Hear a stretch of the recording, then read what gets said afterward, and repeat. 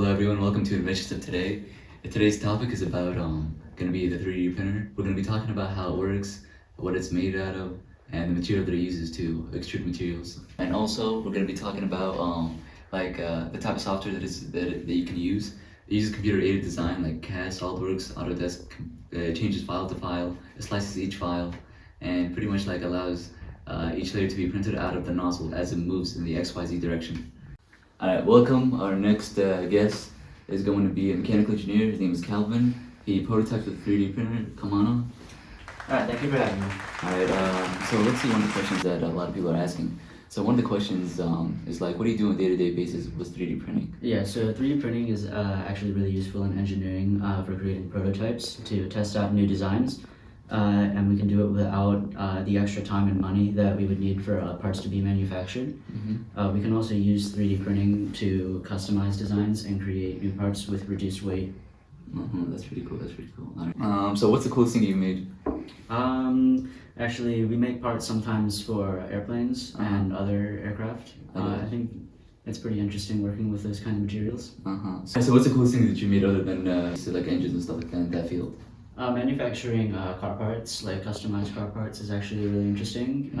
We can make parts that are more for design, aesthetically, or we can make parts that make the car, function better. So what have you made other than plastic? Have you made carbon stuff, casting and stuff like that? Yeah, so we actually use the 3D printers to create a mold, and then we use that from there as sort of a base to cast the parts that we make. Pretty cool. Alright, that's good. It was really a pleasure having you on here. We're gonna move on to the next one about 3D printing. Thanks a lot.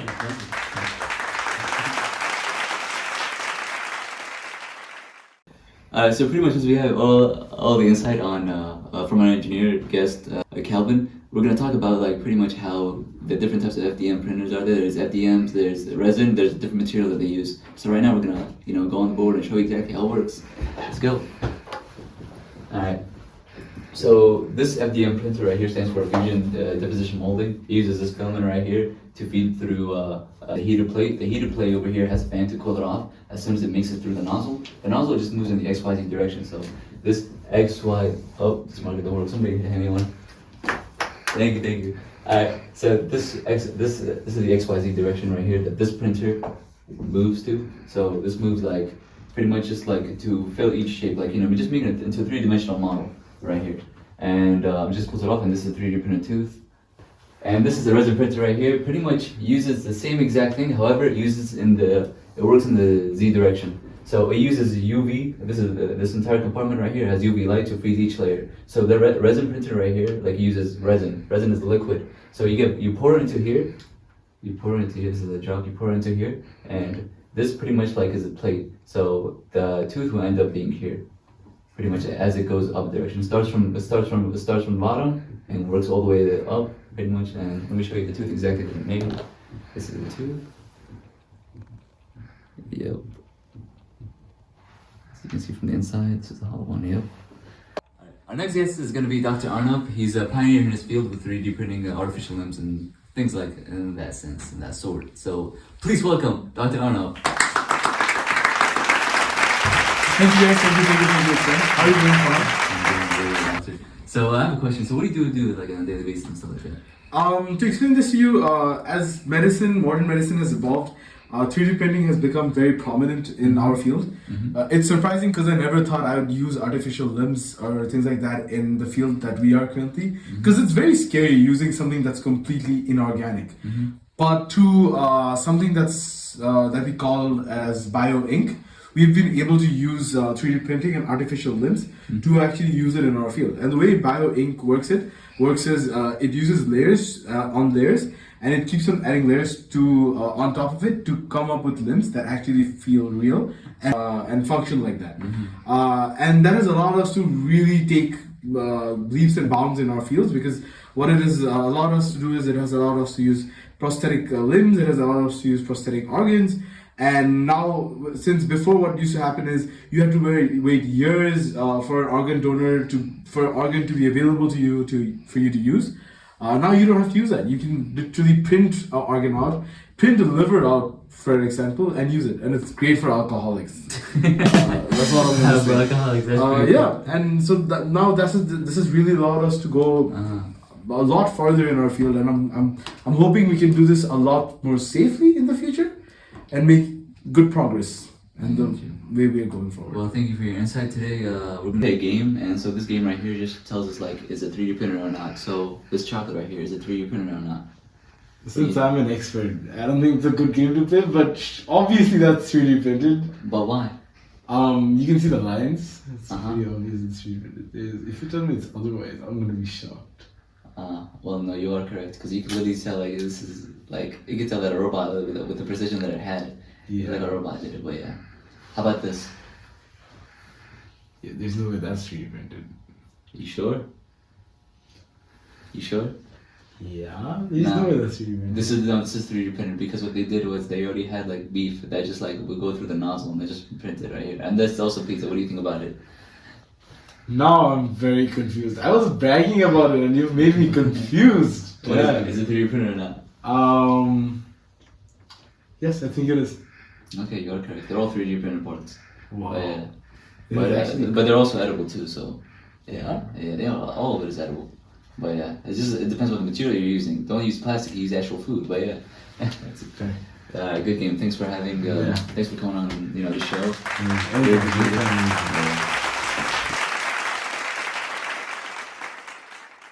Alright, since we played the game of food 3D printing, we're gonna have a next guest, and our next guest is gonna be a chef, Chef Raphael. Come on over. Okay. Thanks for having me, bud. Oh, thank you so much. Thanks for coming on my show. So, alright, Chef Raphael. So I have a question. So how does the 3D printing food actually works? So it's like basically how an FDM printer works, like how you explained it. So there's a head, and that extrudes a material and it creates a shape.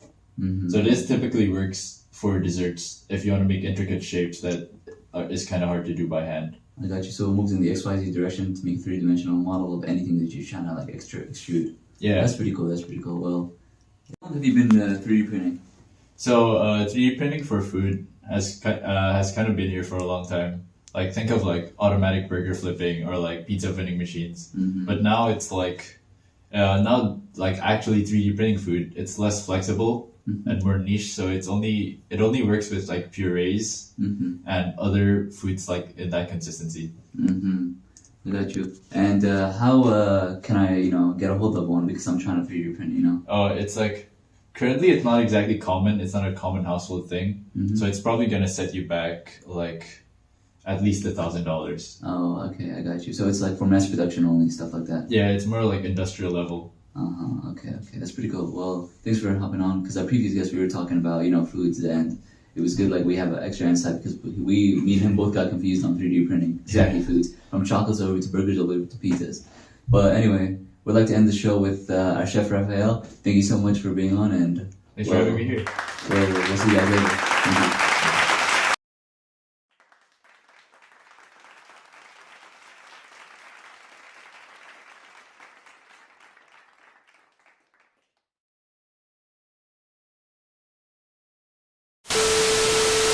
It's just a thing.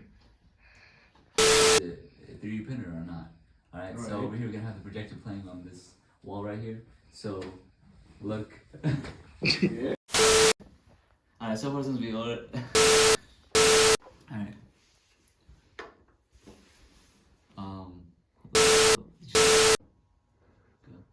Hello everyone. So today's okay. Here's our next guest. It's Dr. Kapuria. Sorry. Hello everyone.